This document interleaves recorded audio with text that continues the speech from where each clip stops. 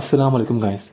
मिसाल के तौर पर 1 किलोमीटर का रास्ता है। आप एक अडल्ट हैं और आपने एक बच्चे की उंगली पकड़ी हुई है जो कि एक 7 साल का बच्चा है। अब उस 1 किलोमीटर का जो रास्ता है वो आप दोनों जो है वो सेम टाइम पर सेम जो डिस्टेंस है वो कवर कर रहे हैं, लेकिन आपके जो कदम लगेंगे वो वहाँ पर लगेंगे अप्रोक्सीमेटली 1000, जबकि वो जो बच्चा है उसके कदम वहाँ पर लगेंगे 1800 टू 1900। जबकि सेम रास्ता है, सेम 1 किलोमीटर का रास्ता है, सेम डिस्टेंस है और सेम टाइम पर आप दोनों ने कवर किया है। तो यहाँ पर हम सिर्फ अज्यूम करने के लिए यहाँ पर देख लेते हैं कि वो जो बच्चा है उसने हाई आरपीएम पर सेम डिस्टेंस जो है वो सेम टाइम पर जो है वो कवर किया है, और आप एक अडल्ट हैं, आपने जो है वो सेम टाइम पर सेम डिस्टेंस जो है वो आपने लो आरपीएम पे कवर किया है, क्योंकि आपको जो कदम है वो वहाँ पर लगे हैं 1000 या 1100, और उस बच्चे के जो कदम है वो लगे हैं वहाँ पर 1800 से 1900, क्योंकि उसके कदम छोटे होते हैं। अब चूंकि वहां पर बच्चे के जो है वो स्पीड ज़्यादा लगी है, कदम ज़्यादा लगे हैं, तो वो हम एज्यूम कर लेते हैं कि वो हाई आरपीएम पर सेम टाइम पर उसने सेम डिस्टेंस को कवर किया है, और आप जो है वो अडल्ट हैं, आपने जो है वो सेम टाइम पर सेम जो डिस्टेंस है उसको आपने कवर किया है लो आरपीएम पे। अब सेम ऐसा हमारी बाइक के साथ होता है कि बहुत सारे लोग, सेम बाइक होती है, बहुत सारे लोग उस बाइक को सेम डिस्टेंस को कवर करते हैं सेम टाइम पर हाई आरपीएम पे, जिससे उनकी बाइक की जो एवरेज है वो जो माइलेज है वो इतनी अच्छी नहीं मिलती। जबकि उसके बरक्स कोई एक और आदमी है जिसको पता है इंजन का, वो सेम टाइम पर सेम डिस्टेंस को कवर करता है बाइक को लो आरपीएम पर रखकर, तो उसको जो एवरेज है वो वहाँ पर काफ़ी ज़्यादा अच्छी मिलती है। अब ये सिर्फ मैंने आपको यहाँ पर थोड़ी सी समझाने के लिए बात की है, बाकी आज हम यहाँ पर बात करेंगे कि अगर आपकी बाइक में आपको जो माइलेज है वो अच्छी चाहिए तो आपको यहाँ पर मेन 3 कैटेगरीज पर फोकस करना पड़ेगा। नंबर 1 होता है इंजन से रिलेटेड, नंबर 2 होता है राइडिंग स्टाइल आपका, और नंबर 3 होता है कुछ एक्सटर्नल पॉइंट्स। आप जो इंजन से रिलेटेड होते हैं ना उसके आज हम बात नहीं करेंगे, क्योंकि मैंने पहले बहुत सारी वीडियोस बनाई हुई हैं। जस्ट मैं आपको यहाँ पर जो इंजन से रिलेटेड पॉइंट्स है ना वो मैं आपको बता देता हूँ कि आपका जो कार्बोरेटर है वो साफ, प्लस उसकी जो मिक्सर की ट्यूनिंग है, मिक्सर की जो सेटिंग है वो अच्छे से होनी चाहिए। नंबर 2, आपके बाइक की जो वाल्व क्लियरेंस जो कि टैपर्स है वो काफ़ी अच्छे से एडजस्ट होने चाहिए। नंबर 3, आपकी बाइक का एयर फिल्टर जेन्युइन होना चाहिए और उसके अंदर कोई इसका डस्ट वगैरह ना हो, बिल्कुल साफ सुथरा होना चाहिए। इस कैटेगरी को हम यहाँ पर डिस्कस नहीं करेंगे, क्योंकि बहुत सारे लोग कहते हैं कि सर हमारी बाइक की जो स्पार्क प्लग है वो तो ब्राउन निकल रहा है, इसका मतलब है कि हमारी बाइक का इंजन वगैरह बिल्कुल परफेक्ट है, हमें फिर भी एवरेज जो है वो अच्छी नहीं मिल रही। उसमें आपके इंजन का कसूर नहीं होता, आपका कुछ राइडिंग स्टाइल जो होता है वो पुअर होता है, वो गलत होता है, और कुछ एक्सटर्नल पॉइंट्स होते हैं वो आपने यहाँ पर देखने होते हैं। कैटेगरी नंबर 1 हम यहाँ पर डिस्कस नहीं करेंगे, हम मूव करते हैं कैटेगरी नंबर 2 से हम स्टार्ट करते हैं। तो फ्रेंड्स, राइडिंग स्टाइल का जो पहला पॉइंट है पहले हम यहाँ पर डिस्कस कर लेते हैं, sudden speed increase and decrease. अब इसको समझने से पहले मैं आपको बता दूं कि फ्रेंड्स देखिए, 1 या 2 किलोमीटर का रास्ता है, आपने अपनी बाइक की किक मारी और आपने एकदम से भगाई, ठीक है, एकदम से भगाकर आप उसको ले गए हैं 60 की स्पीड पे। अब जो 0 से लेकर 60 तक जो आप एकदम से भगा कर लेके जा रहे हैं ना, उसमें पेट्रोल काफ़ी ज़्यादा लगता है। फिर जब वो 60 पे पहुंच जाती है ना, उसके बाद जो वो चल रही है उसमें पेट्रोल कम लेती है आपकी बाइक। अब ये अगर आपने आपके रास्ते साफ हो तो ये तो एक दफ़ा आना तो इससे इतना फर्क पड़ेगा नहीं, लेकिन वो वाले रास्ते जहाँ पर बार बार खड्डे आ रहे हैं या वहाँ पर बार बार ट्रैफिक जैम आपको एकदम से आहिस्ता करनी है फिर एकदम से भगानी है, वहाँ पर बहुत सारे लोग क्या करते हैं कि उनकी आदत ही चूंकि ये होती है कि एकदम से बाइक को भगाना, ठीक है, तो वहां पर क्या होता है कि बार बार रास्ते आ रहे हैं, वो ब्रेक लगा के ऐसा करते हैं, फिर एकदम से ऐसा भगाते हैं, फिर ऐसे वो ऐसा करते हैं, फिर एकदम से भगाते हैं।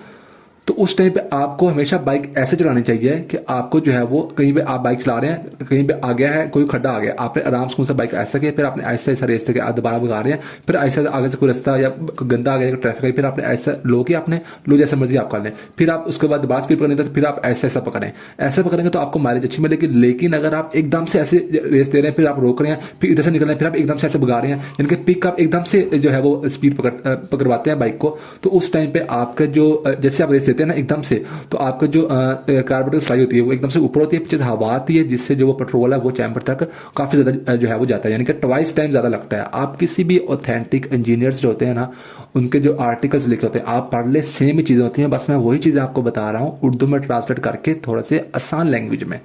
तो बार बार कोई ऐसी जगह है ना जहाँ पर आपको बार बार बाइक ऐसा करनी है, बार बार बाइक जो है वो आपको फिर स्पीड पकड़नी है, फिर बार बार ऐसा करनी है, फिर बार बार स्पीड पकड़नी है, तो आपने स्पीड आप पकड़े बेशक, लेकिन आप ऐसा हिस्सा जो है वो पकड़े, एकदम से आप ना छोड़ें, उससे फिर आपकी बाइक जो है पेट्रोल बहुत ज़्यादा लेती है। तो सबसे पहले गलती आप ये करते हैं, ये आपने नहीं करनी। अपने राइडिंग स्टाइल में आप इस चीज़ को जो है वो आप इंप्रूव करें कि आपने जब भी ब्रेक डाली उसके बाद आपने ऐसा ऐसा स्पीड उसकी जो है वो आपने पकड़नी है बाइक की, एकदम से नहीं भगाना। बाकी आप भगाना है तो भगाएं, आपके पेट्रोल ज़्यादा लगेगा। ये चीज़ सबसे पहले नंबर मायने रखते हैं, चाहे गाड़ी हो या चाहे आपका बाइक का इंजन हो या चाहे ट्रक या बस का इंजन क्यों ना हो। अब दूसरा पॉइंट यहाँ पर दूसरी ही कैटेगरी का पहला पॉइंट क्लियर हो गया। दूसरा जो पॉइंट है ना, इसमें ये होता है कि आपने अपनी बाइक के जो आरपीएम है, आरपीएम जो है वो आपने मेंटेन रखने होते हैं। यानी कि आपने देखा होगा बहुत सारे लोगों की सेम स्पीड होती है बट डिफरेंट गियर्स होते हैं। बहुत सारे लोग जैसे कि लेट्स सपोज कुछ बड़ी उम्र के लोग होते हैं ना, उन्होंने बाइक चलानी है 40 की स्पीड पर।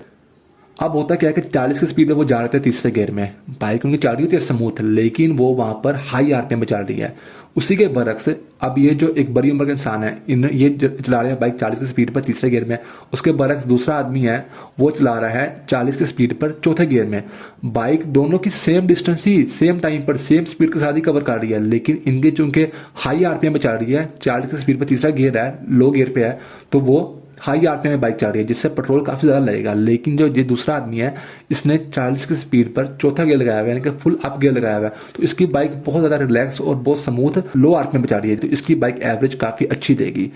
अब यही चीज आपने मेंटेन करनी होती है कि आपने जो होती है कोशिश करनी होती है। देखिए कभी कभार मजबूरी आती है ना, उसमें तो आपको गियर कम रखना पड़ता है ना, आपके पीछे सवारियां बैठी हुई है, कोई पुल आ गया, वहां पर तो ठीक है, आपकी बाइक अगर चौथे पर आके ही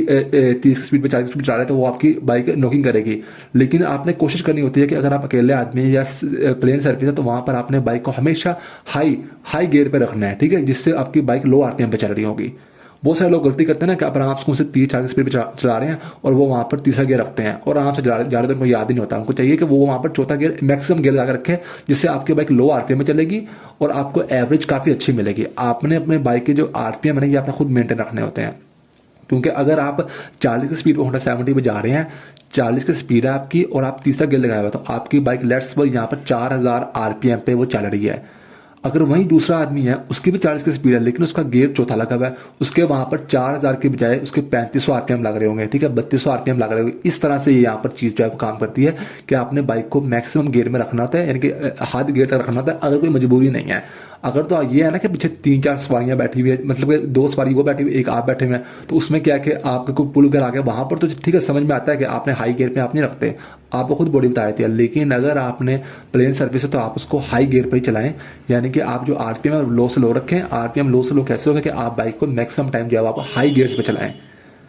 दूसरा भी क्लियर हो गया। अब तीसरे भी हम यहाँ पर बात करते हैं। बहुत सारे लोगों की गलती होती है, आप एक दफा खुद बाहर जाएं, जाकर देखें, आप इर्द गिर्द भी नोट करें, और बात का तो आपके अंदर ही गलती होगी कि आप बाइक चलाते वक्त या आपने अपने जो पाँव है वो ब्रेक पर रखा था, वो थोड़ा सा प्रेस किया होता है आपने, या फिर आपकी बाइक के जो हाथ से आपने ब्रेक प्रेस की होती है अगली, वो आपकी थोड़ी थोड़ी प्रेस होती है, ठीक है। बहुत सारे लोग ये गलती करते हैं, जिससे आपकी बाइक जो होती है वो आपने थोड़ी सी पीछे ब्रेक लग रही है ना, आपका पाउंड नीचे थोड़ा दबा हुआ है या आपका हाथ थोड़ा सा प्रेस की हुई ब्रेक, तो उससे क्या होता है, ये ना चाहते हुए इनडायरेक्टली हमारा जो माइंड है वो हम सोच के छोड़ रहे होते हैं और हमारी ब्रेक लगी होती है, उससे हमारी बाइक की जो ब्रेक्स हैं वो लगी होती है, हमारी बाइक यानी कि थोड़ा सा जैम कंडीशन में होती है, और फिर हम चलाने तो हमने 40 स्पीड पर हम रेस थोड़ी ज़्यादा रखते हैं, जिससे आपके बाइक का इंजन अगेन वही हाई आरपीएम में चलता है, जिससे आपको जो माइलेज है वो वहाँ पर अच्छी मिलती नहीं है। तो आपने हमेशा अपनी इस आदत को आपने इंप्रूव करना है, क्योंकि मैं ये गलतियाँ बहुत सारे लोगों की देखता हूँ कि उन्होंने ब्रेक हल्की की प्रेस की होती है अगली और पिछली, और वो बाइक को चला रहे होते हैं। तो आपने इस जो गलती है इसको आपने आहिस्ते से इंप्रूव करना है। अक्सर ये गलती मैं भी कर जाता हूँ, तो मैं उसके बाद जब मेरे जेन में आता है तो मैं इसको जरा इंप्रूव करने की कोशिश करता हूँ। तो ये तीनों जो चीज़ें हैं ये आपका राइडिंग स्टाइल में यहाँ पर डिपेंड करती है कि आपका राइडिंग स्टाइल जो है वो, ये तीनों चीज़ें अगर आप ख्याल करते हैं तो आपको एवरेज काफ़ी अच्छी मिलेगी। अब यहाँ पर कुछ एक्सटर्नल पॉइंट्स होते हैं, ये यहाँ पर जानना बहुत ज़रूरी है। अक्सर क्या होता है कि आपकी बाइक का जो इंजन है वो बिल्कुल ओके कंडीशन में होता है, आपकी बाइक का स्पार्क प्लग बता रहा था कि आपकी इंजन जो है बिल्कुल सही है, ब्राउन कलर का स्पार्क प्लग निकल रहा है, लेकिन वहाँ पर आपको फिर भी एवरेज अच्छी नहीं मिलती। तो सबसे पहले बहुत सारे लोगों का बाइक के अंदर फॉल्ट होता है कि उनके अगला और जो पिछला टायर है वो वहाँ पर जैम होता है हल्का हल्का, या वो उन्होंने ब्रेक ज़्यादा कसी होती है, या फिर उनके बैरिंग्स होते हैं वो वहाँ पर काफ़ी ज़्यादा जैम होते हैं। तो आपने जब भी टायर का से घुमाना है, टायर बिल्कुल अगला पिछला जो है फ्रीली मूव करना चाहिए। अगर वो फ्रीली मूव नहीं कर रहा, अगेन आप बाइक को चलाएंगे, वो जो टायर है वो वहाँ पर दबे हुए हो गए, इंजन को ज़्यादा जोर लेना पड़ेगा, जिससे आपका इंजन हीटअप भी होता है, और वो पेट्रोल चूंकि वो हाई आरपीएम चल रहा है ना, क्योंकि जो उसका टायर है वो वहाँ पर जैम कंडीशन में है, इंजन का जोर ज़्यादा लगाना पड़ रहा है, आवाज़ ज़्यादा आ रही है, इंजन हाई आरपीएम पे चल रहा है, रिकमेंडेड पॉइंट से ज़्यादा हाई आरपीएम पे चल रहा है। जबकि उसको जैसे कि अगर उसको 4000 आरपीएम पे चलना चाहिए 30-40 की स्पीड पे, तो वो वहाँ पर 5000 आरपीएम पे चलेगा, ठीक है। ये गलती होती है। तो आपके जो टायर्स है वो अगर वहाँ पर जैम हो रहे हैं तो आपका इंजन हाई आरपीएम पे चलेगा, जिससे जो आपका पेट्रोल है वो वहाँ पर अगेन फिर जो है वो ज़्यादा लगेगा। तो आपके जो व्हील्स हैं वो वहाँ पर जो बिल्कुल है वो ऐसे स्मूथली जो है वो मूव करने चाहिए, कोई जैमनेस उसमें ना हो। आप प्रॉपर दिखे जाके चेकअप कराएं उसका। और नंबर 2 जो है वो अनइवन चैन, ये आपने कभी नहीं सुना होगा, ये यहाँ पर बहुत जरूरी पॉइंट होता है और ये मुकम्मल ऑथेंटिक होगा। इसके वजह बताता हूँ कि होती क्या है अनइवन चैन। इसमें फॉल्ट क्या आता है कि आपकी चैन अप एंड डाउन हो रही होती है। जैसे बहुत सारी दफ़ा क्या होता है कि चैन जब पुरानी हुई थी और या फिर जो गाड़ियों के तीत होते हैं वो कोई एक तीत ज़्यादा घिस जाता है, कोई एक जो है वो कम घिसा होता है। उसमें क्या होता है कि जैसे आप पहिए को घुमाते हैं ना पिछले पहिए को, तो आपकी जो चैन है ना वो ऊपर नीचे चल रही होती है, यानी कि पहिया घुमाया चैन चल रही है और वो ऊपर नीचे होकर चल रही है। इसमें क्या होता है कि इसको ठीक कैसे करना है वही मैं आपको बताता हूँ, लेकिन पहले बताता हूँ कि इससे आपके माइलेज पर कैसे इफेक्ट पड़ता है। चूंकि जब आप बाइक चला रहे हैं ना तो बहुत दफ़ा क्या होता है कि आपकी बाइक में फॉल्ट आता है। आप और सुनिए कि आप बाइक चला रहे हैं तो बाइक ऐसे चलती है, गी ऐसे करके चल रही होती है ना, तो उसमें क्या होता है कि हर एक सेकंड में आपकी बाइक चल रही है, हर एक सेकंड में बाइक की जो चैन होती है वो क्या नाम है रिलैक्स होती है, ढीली होती है,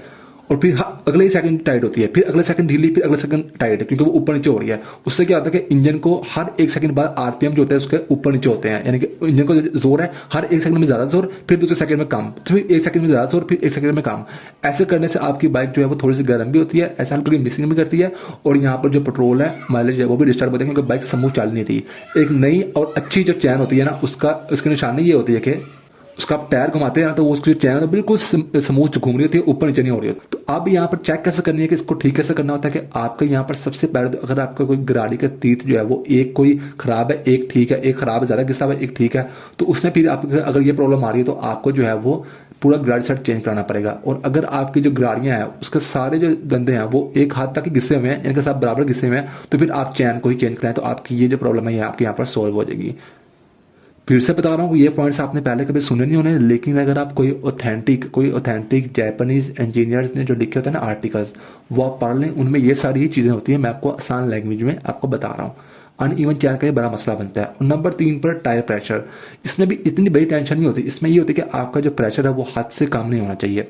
जैसे 70 है, अगला पहिया है, होंडा कंपनी कहती है कि 25 PSI तक आप रख सकते हैं, 25 पॉइंट तक आप रख सकते हैं, 25 तक आप रखें, और पिछला जो है वो आप 33 तक रखें। इससे थोड़ा सा काम या ज़्यादा होने से इतना कोई फर्क नहीं पड़ता, आप गर्मी के लिहाज से उसको काम ज़्यादा कर सकते हैं। लेकिन ये है कि बिल्कुल आपका जो यानी कि आप बैठे ना बाइक पे, आपका जो टायर है वो नीचे से दबा हुआ ना हो, ऐसा ना हो कि वो बिल्कुल दबा हुआ और इर्द गिर्द फैला हुआ, उससे फिर आपकी जो बाइक है उसको ज़्यादा जोर लगेगा और आपको अगेन जो आपको एवरेज है वो आपको सही नहीं मिलेगा, क्योंकि आपकी बाइक जो है वो हाई आरपीएम यानी कि उसको हाई लोड लेना पड़ेगा और वो हाई आरपीएम पे चलेगी, जिससे आपको एवरेज जो है वो वहाँ पर आपको डिस्टर्ब होगी। तो आपने टायर प्रेशर जो है आपने प्रॉपर आपने चेकअप करा लेना कि आपकी जो